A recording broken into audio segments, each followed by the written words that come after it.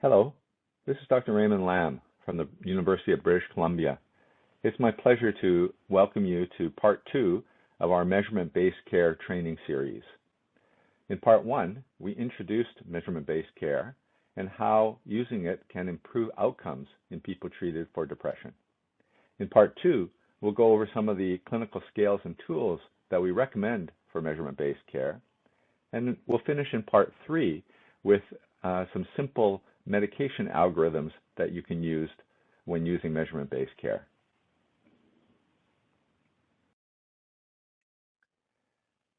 These are my disclosures and the sources of my funding.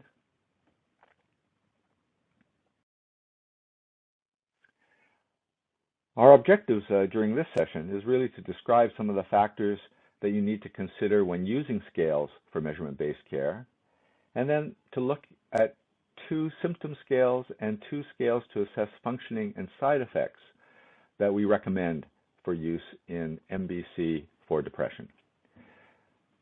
These resources are also available on our website, workingwithdepression.psychiatry.ubc.ca.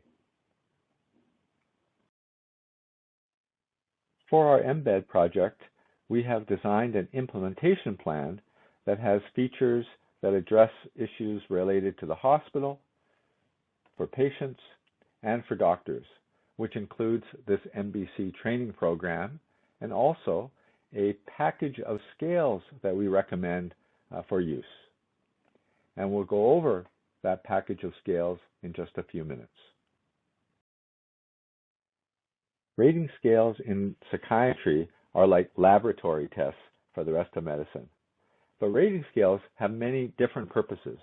They can be used for screening for depression. They can be used to help with diagnosis, with selecting treatment, with adjusting medications and other treatments, and also to monitor for relapse prevention in people who are on maintenance treatment.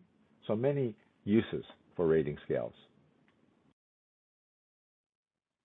When using rating scales, we have to understand that they have to be psychometrically sound. In other words, they have to demonstrate that they're reliable. Are the questions internally consistent? Do the scores, are they remain stable when we test and then retest people later? We need to make sure that they're valid and that they measure what they're supposed to measure. And in particular, if a digital or online version is used, does the scale still perform the same way as the paper pencil version? Importantly, if we're using it to monitor treatment, we have to make sure that the scales are sensitive to change, that change in scores actually reflect clinical worsening or clinical improvement. And it's important to know what's the minimal score that represents a clinically significant change. We have to also ensure that the rating scales are appropriate to the setting and the purpose. So for example, for research scales, the more items, the better, because it gives you a more reliable measure. But for busy clinical settings, we want the fewest number of items in order to reduce patient burden in completing the scales. So we have to remember the psychometric properties of the scales when we're using them. The good news, though, is that we have many validated scales that reflect very good psychometric properties. We also have to remember that scores cannot be considered just in isolation, that it has to be interpreted within the patient's context. So for example, are there external life events that might be temporarily increasing scores? We need to consider whether there are language, cultural, and cognitive changes that might interfere with evaluating the score. Has the scale been appropriately translated and validated in the other language? Are there any cultural differences in terms of responding to a questionnaire? And in particular, are there cognitive or literacy issues that make it difficult for patients to understand the questionnaires? Finally, there are also individual differences in that we know some patients over-report their symptoms and some patients under-report them. And there may also be some sensitive questions, like questions about suicide, that either make it difficult for patients to answer, or conversely, sometimes it's easier for patients to answer questions like suicide on a questionnaire rather than telling their clinician. So the important thing is never treat a number. Just like we would never just treat a lab test result, we don't treat a score on a questionnaire. We have to consider it within the patient context. So as I mentioned, there are many examples of validated outcome scales that can measure symptoms, functioning, side effects, and quality of life. And this table reflects some of those validated measures. There are clinician-rated measures based on interview and talking with the patient. And then there are patient-rated measures in which the patients respond to questions, and so it's a self-rated scale, a subjective scale, as it were. Clearly, for busy outpatient settings, busy clinical settings, we recommend the use of patient-rated scales because it's much easier and takes less time than having the busy clinician ask all of the questions on a clinician-rated scale. And the good news is that all studies have shown that subjective scales, patient-rated scales, correlate very highly with clinician-rated scales. For the most part, both of them measure similar things, and either clinician or patient-rated scales can be used.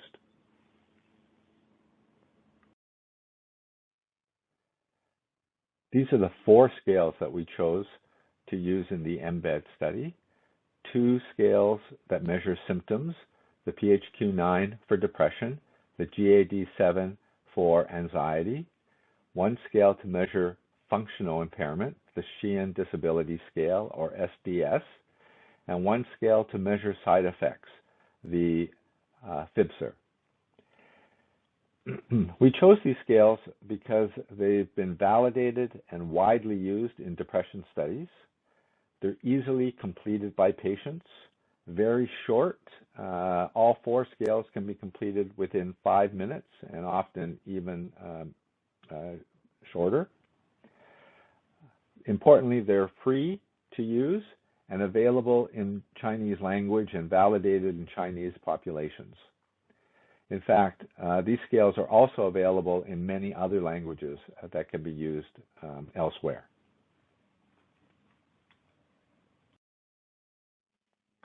So just to show you these scales, here is the Patient Health Questionnaire, or the PHQ-9.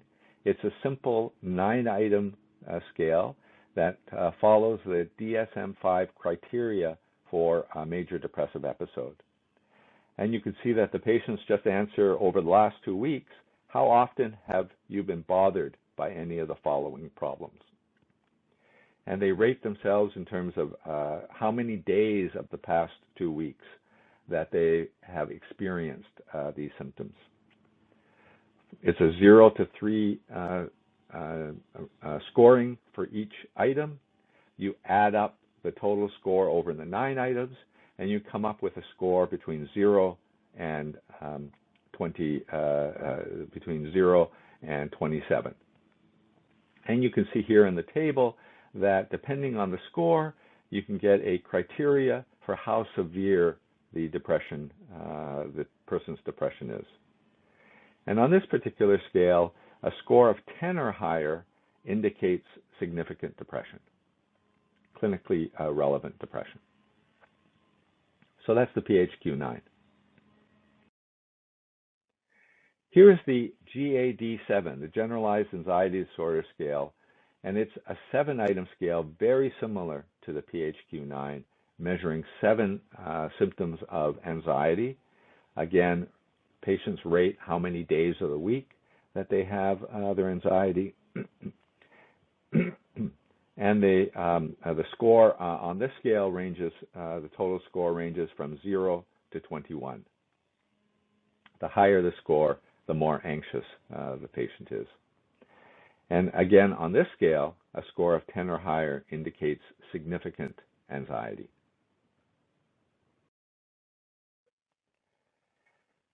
This is the functional impairment scale, the Sheehan disability scale, again, widely used in depression studies. It really has only 3 items, and it assesses impairment in 3 domains: the work-school domain, the social life domain, and the family or home responsibilities domain. Again, the patient just indicates how much interference and disruption they have in their activities within each of these 3 domains. The higher the score, the greater is the functional impairment. You add up the scores and you get a score between 0 and 30, where 0 indicates no impairment and 30 indicates extreme impairment in functioning.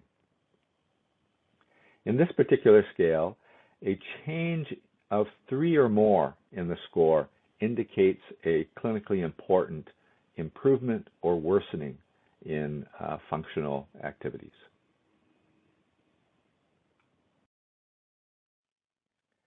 And finally, this is the FIBSR, the Frequency, Intensity, and Burden of Side Effect Rating scale. And this scale was widely used in the United States STAR-D study, the large effectiveness trial in the United States. Again, a very simple scale, only 3 items. The first item asks how much of the time they experienced side effects in the past week. That's the frequency. The second item, in the past week, how severe were the side effects? That measures the intensity of the side effects. And then finally, the third item is how much have the side effects interfered with your day-to-day activities? That's the burden of side effects rating. And they simply fill in the item according to how much of the time that they're experiencing those particular issues with their side effects. For this particular scale, when we use it clinically, we actually look in particular at the third item on the scale, the interference with functioning, because that's the important aspect in terms of side effects. How much does it interfere with their functioning? And on this scale, depending on the score, may help you in terms of your clinical decision with that particular medication. So if they score 0 or 2, no interference, minimal or mild interference with functioning because of side effects, then usually no changes are needed in that medication. But if they score 3 or 4, if they have moderate or marked interference with their activities, then you really need to consider addressing that side effect. You may need to reduce the dose. You may need to give an antidote. You may need to look at other aspects for that particular side effect. And if they score 5 or 6, if they have severe interference with their activities or they're unable to function because of these side effects, then generally you need to change that medication.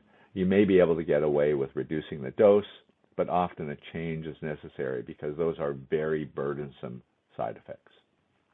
So that's how we would use the FIBSR clinically, by looking at item 3.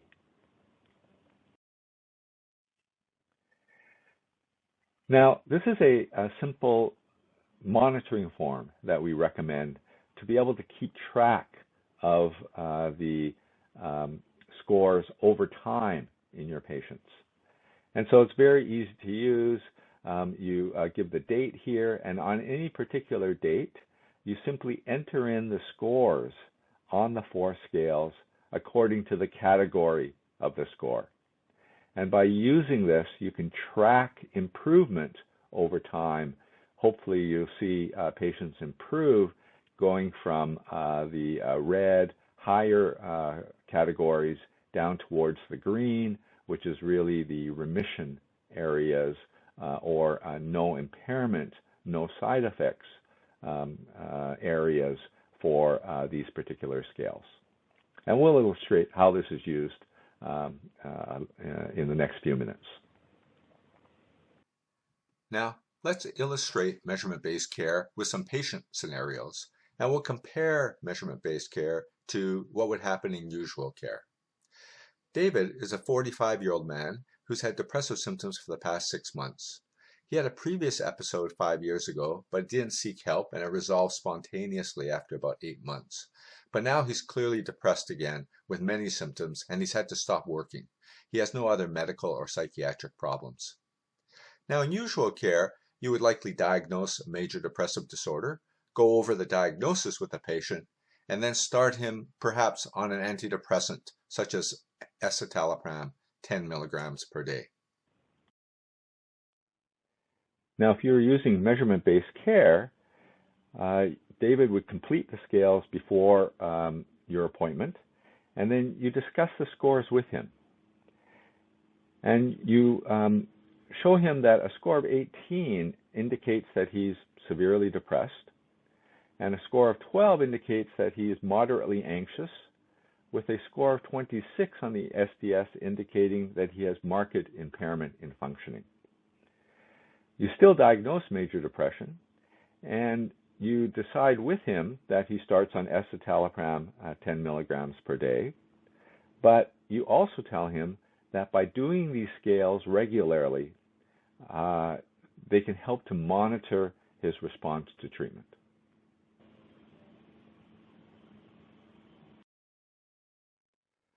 David returns after 3 weeks, and he's been taking his escitalopram, but he tells you, "I'm still not feeling good, doctor. My mood has not improved at all."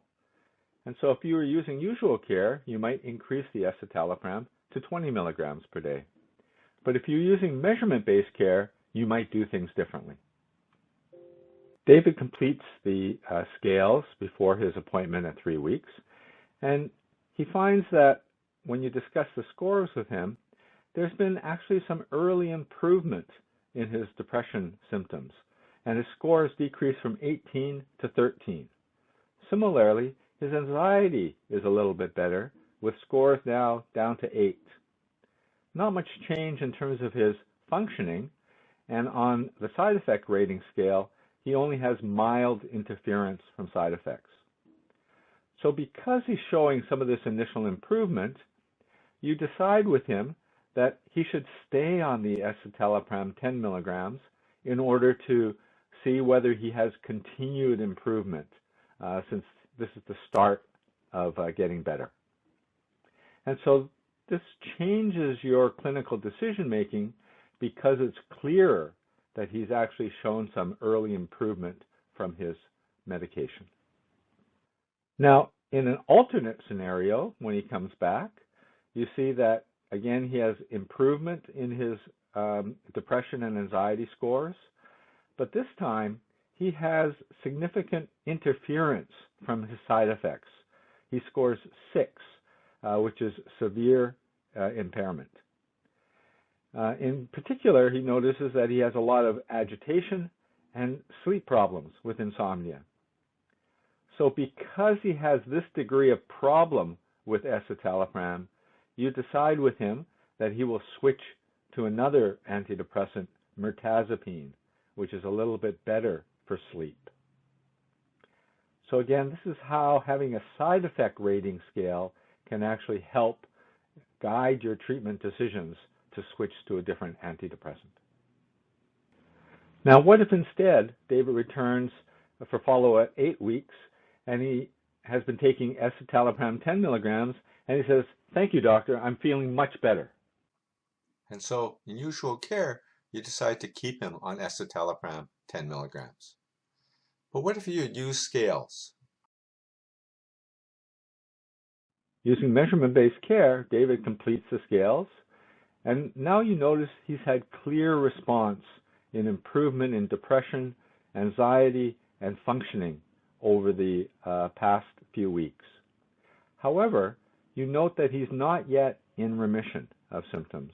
He still has residual symptoms, particularly problems with energy and concentration, that is still interfering with his return to full functioning.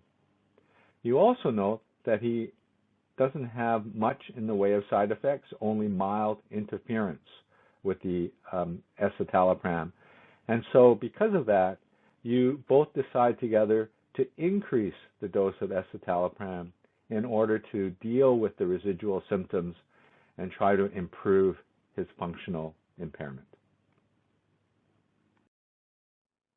In this alternate scenario, David has the same clear response in symptoms and functioning, still has the residual symptoms, but this time he has more interference with his functioning because of side effects. And because he has more side effects, you decide that he's not able to increase his dose of escitalopram, and instead you decide to add aripiprazole to augment the effect of the escitalopram with a low dose.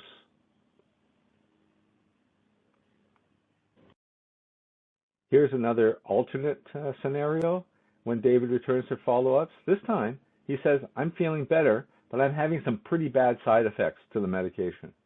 And so because of that, you decide to switch him to a different antidepressant, to mirtazapine.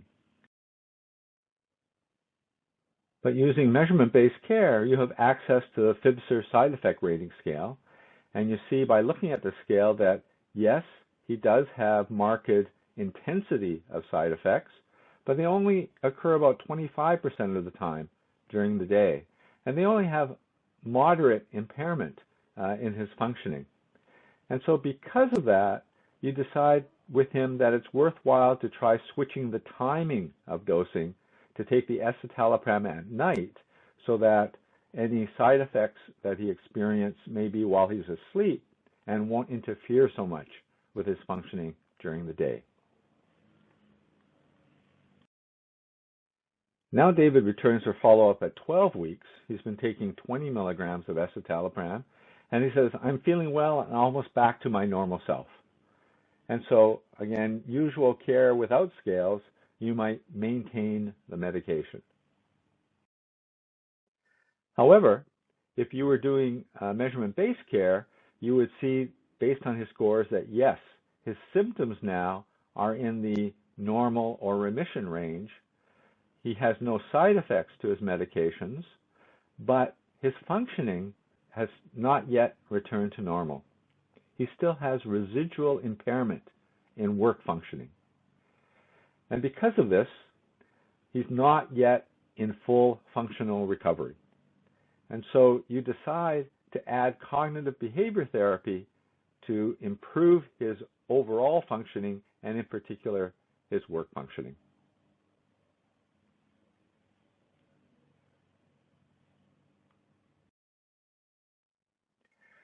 This shows the monitoring form for David to show how, across a series of visits, by entering the scores according to the category of the scores, you can track his improvement over time and have an easy graphical representation of how he's doing. And importantly, you can see at a glance if he does not get better, if his scores remain high over time, rather than improving as it is in his case. And so that's how it's easy to track the scores on these 4 symptom measures using this simple monitoring form. So, just to summarize, these brief case examples really illustrate how measurement-based care can help with treatment decisions. That symptom remission is an important goal for acute treatment, but functional recovery is also important, perhaps even more important to our patients. And we really should be targeting functional recovery as the endpoint of treatment. Also, scale scores need to be used like laboratory tests. They have to be interpreted according to what else is other clinical information that you have when making treatment decisions. But certainly monitoring of scale scores over time can help, particularly with continuity of care in busy clinics, where the patients may be seeing different doctors from one visit to another. And this is a quick way to see how people are doing over time without having to go over all of the detailed progress notes. Thank you very much.